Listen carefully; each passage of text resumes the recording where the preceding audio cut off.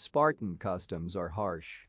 The Spartans inspect each infant born to ensure it is whole. If it is deformed, the baby is abandoned to die. They raise their boys in the school of hard knocks, the Agogian combat training. A small boy's loss of his weapon earns a bloody lip from the hand of his father. At age 7, each young boy is torn from his mother and makes his way in the wilderness to return a man. Even the king endures this rite of passage. At age 15, young king-to-be Leonidas, Tyler Neitzel, lures a wolf into a narrow passage so that he can kill it. He returns home to be crowned king.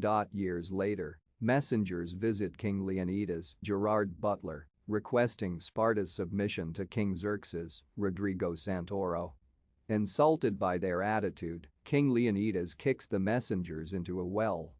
Acknowledging the threat of Xerxes' invasion force, he visits the ephors, priests, to obtain their favor before sending the Spartan army into battle. He proposes to repel the numerically superior enemy by using the terrain of the hot gates of Thermopylae, funneling the Persians into a narrow pass between the rocks and the sea, where their immense numbers will count for nothing. The ephors, wary of the plan, consult the oracle, Kelly Craig. In her drugged trance, she decrees that Sparta must not go to war, lest they interrupt the sacred Carnelian festival. Leonidas departs in anger, and the priests receive their bribe of Xerxes' gold from the Spartan trader, Theron, Dominic West, for their negative response. Leonidas is reluctant to defy the corrupt clergy outright, but his wife, Lena Headey, encourages him to think outside the box. Leonidas elects to take 300 of his best soldiers as his bodyguard on a leisurely walk to the strategic hot gates location.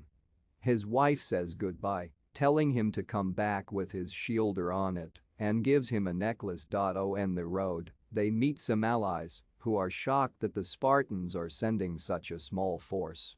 Leonidas asks about the professions of the allied army, who are craftsmen and artisans. He points out that he has brought more soldiers than they have. Joined by Arcadians and other Greeks, they arrive at Thermopylae. In sight of the approaching Persian army, they construct a wall to contain the Persians' advance.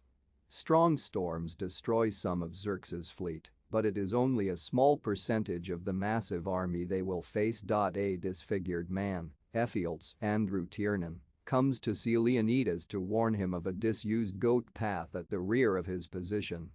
Ephialtes claims that his parents fled Sparta at his birth to save his life. He hopes to redeem them by fighting for Leonidas. Leonidas explains that each Spartan warrior is a key part of the phalanx and asks Ephialtes to show that he can lift his shield high enough to properly defend his fellow warriors.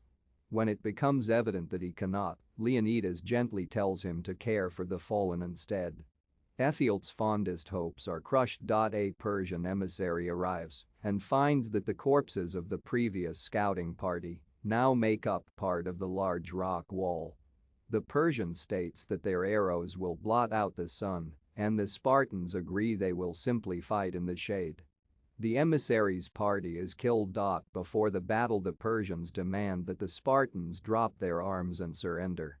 Leonidas refuses and challenges the Persians to come and take their weapons from them.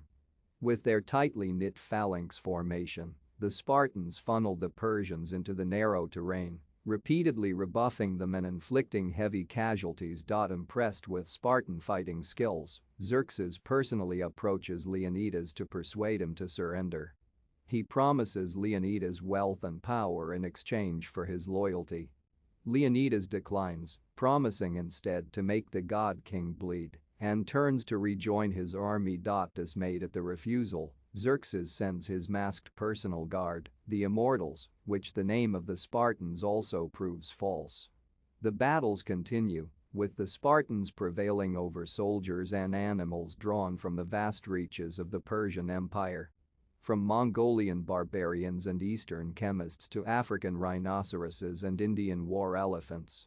However, some of the brave Spartan warriors are killed, and it becomes clear that more will follow. Ephialtes goes to Xerxes at the hot gates, The Spartans learn they have been betrayed and know their fight is doomed.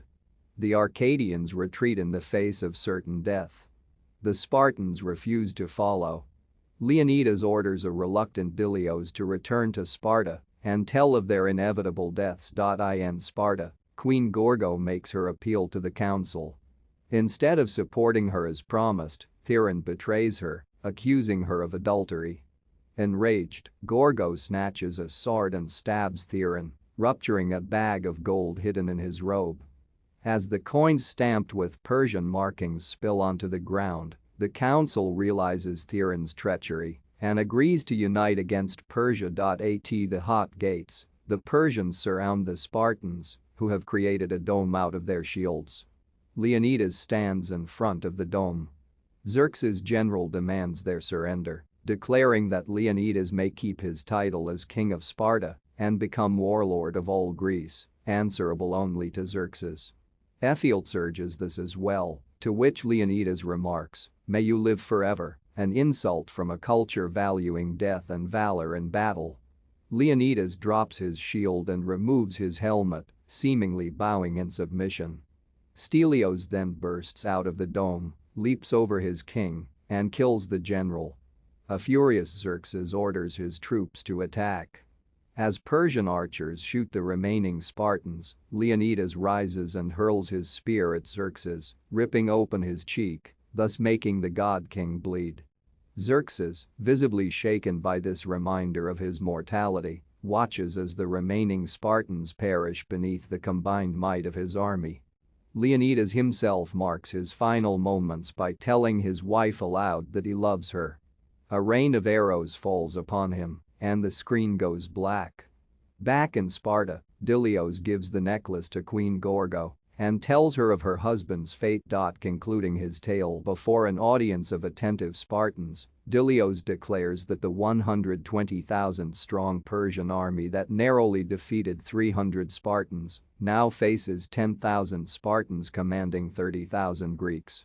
Praising Leonidas' sacrifice, Dilios leads the assembled Greek army into a fierce charge against the Persian army, igniting the Battle of Plataea.